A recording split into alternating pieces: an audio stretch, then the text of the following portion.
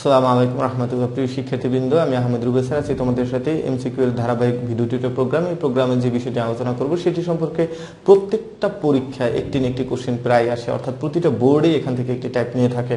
তো বুঝতে পারছো যে ভিডিও টাইপটা কতটা ইম্পর্টেন্ট, এবং এই ইম্পর্টেন্টের কারণে এই টাইপের উপরে যত রকম কোশ্চেন ঘুরেই আসে সে সম্পর্কে আলোচনা করার চেষ্টা করব।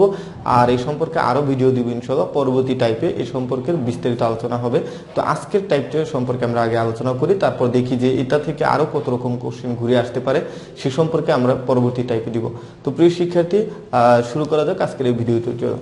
তো প্রিয় শিক্ষার্থী, এখানে বলা হচ্ছে যদি বিক্রয়ের পরিমাণ 25,000 টাকা হয়, অর্থাৎ এখানে বিক্রয়ের পরিমাণ দিয়ে দিছে 25,000 টাকা, এবং মুনাফার হার, এখানে মুনাফার হার বলছে ক্রয় মূল্যের উপরে। যে কথাটি আমি তোমাদেরকে বোঝাচ্ছি এই টাইপটাই আসে, কিন্তু বলে দেয় কখনো বিক্রয় মূল্যের উপরে, কখনো ক্রয় মূল্যের উপরে। তো যে জন্য আমি বলছিলাম পরবর্তীতে টাইপ করবো, সেটা হচ্ছে এটার কারণে কখনো আমাদের ক্রয় মূল্যের উপরে বলে, কখনো আমাদের বিক্রয় মূল্যের বলে। তো আমরা আগে আজকে ক্রয় মূল্যের উপরে কিভাবে নির্ণয় করবো সেটা সম্পর্কে আলোচনা করছি। তো প্রিয় শিক্ষার্থী, আসলে যদি আমরা বেসিক ভাবে শিখি তাহলে বিষয়টা মনে থাকবে।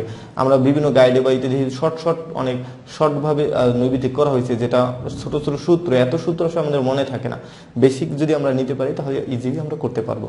তাহলে দেখো, আমাদের অঙ্কে দেওয়া আছে বিক্রয় মূল্য দেওয়া আছে 25,000 টাকা, এবং হার বলছে ক্রয় মূল্যের উপরে, অর্থাৎ ক্রয় মূল্যের উপরে 25 টাকা লাভ হয়। তাহলে বিক্রিত পণ্যের ব্যয় কত, মানে ক্রয় মূল্য কত, ক্রয় মূল্য এটাই, বিক্রিত পণ্যের ব্যয়টাই হচ্ছে ক্রয় মূল্য, আমরা ধরে নিতে পারি। তো প্রিয় শিক্ষার্থী, আমরা দেখি যদি পণ্যটা তারা ক্রয় মূল্যের উপরে 25 টাকা লাভ করে বা 25% লাভ করে, তাহলে আমরা লিখতে পারি যে 25% লাভে ক্রয় মূল্য 100 হবে বিক্রয় মূল্য কি হবে, বিক্রয় মূল্য বেশি হবে না, যেহেতু লাভ করছে, তাহলে বিক্রয় মূল্য হবে 125 টাকা। ঠিক আছে। তো প্রিয় শিক্ষার্থী দেখো, যদি 25% লাভ একটা পণ্যের ক্রয় মূল্য 100 হয়, তাহলে বিক্রয় মূল্য হবে 125 টাকা। তাহলে আমাদের এখানে তো বলে দিছে যে বিক্রয় মূল্য দিয়ে দিছে, তাহলে এখন কিন্তু আমরা এভাবে করব না, কথাটা ঘুরিয়ে লিখব। কিভাবে লিখব, বিক্রয় মূল্য 125 টাকা হলে ক্রয় মূল্য 100 টাকা।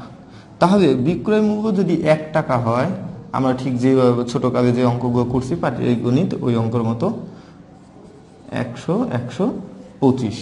তবে কেন আমরা বিক্রয় মূল্যটা আগে আনলাম, কারণ এখানে আমাদের বিক্রয় মূল্য দেওয়া আছে 25,000 টাকা। বিক্রয় মূল্য 25,000 টাকা হবে আমাদের ক্রয় মূল্য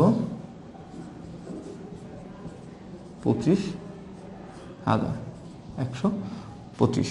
তাহলে আমরা একটু দেখি কি দিয়ে কাটতে পারি। আমরা এখানে 25 দিয়ে কাটতে পারি 4 বার, আর এখানে যায় 5 বার। 5 দিয়ে কাটি 5 মানে 5,000 বার, তাহলে হয় কত, আমরা ফুলি কেটে 5 5 25, 3 শূন্য উপরে 5,000 বার গেছে। ঠিক আছে, তাহলে 4 5 20,000 টাকা।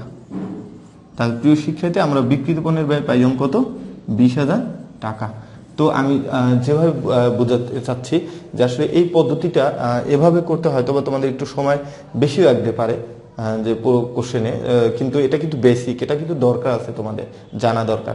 তারপরে আমি এটা করে দিলাম, আর এটা দিয়ে কিভাবে শর্টকাট করা যায় সে সম্পর্কে পরবর্তী ভিডিও টিউটোরিয়ালে আমি দুইটা পদ্ধতি, অর্থাৎ ক্রয় মূল্য এবং বিক্রয় মূল্যে দুইটাই থাকলে কিভাবে শর্টকাট করবা সেটা সম্পর্কে আলোচনা করবো পরবর্তী ভিডিও টিউটোরিয়ালে। তো সে পর্যন্ত আমার সাথে থাকো আহমেদ রুবেল স্যারের সাথে, অক্সফোর্ড কমার্স কলেজের সাথে। আর যারা একটু দেখতে যাদের সমস্যা হয়েছে, আমি তাদের জন্য একটু দেখিয়ে দিচ্ছি। অর্থাৎ যখন অঙ্কটি করছিলাম তখন আমাদের স্ট্যান্ডটা আর কি ছিল যে তোমরা দেখতে পাচ্ছিলে না, সেজন্য আমি আবার দেখিয়ে দিলাম। আমি আবার একটু বুঝিয়ে দিচ্ছি যে যদি 25% লাভে ক্রয় মূল্য 100 টাকা হয়, বিক্রয় মূল্য 125 টাকা, তাহলে আমাদের বিক্রয় মূল্য দেওয়া আছে, তাহলে বিক্রয় মূল্য আগে লিখতে হবে। বিক্রয় মূল্য 125 টাকা হবে, ক্রয় মূল্য 100 টাকা। বিক্রয় মূল্য 1 টাকা হলে 100 ভাগ 125, বিক্রয় মূল্য 25,000 টাকা হবে। আমরা কাটাকাটি করব, যে 25 দিয়ে কাটলাম 4 25 100, 5 25 125, 5 দিয়ে কাটলাম 5,000, 4 5 20, 20,000 টাকা। তো আমাদের 20,000 টাকা ক্রয় মূল্য। প্রিয় শিক্ষার্থী, পরবর্তী ভিডিও টিউটোরিয়াল অপেক্ষা থাকো। আমি আহমেদ রুবেল স্যার আছি তোমাদের সাথে। আসসালামু আলাইকুম।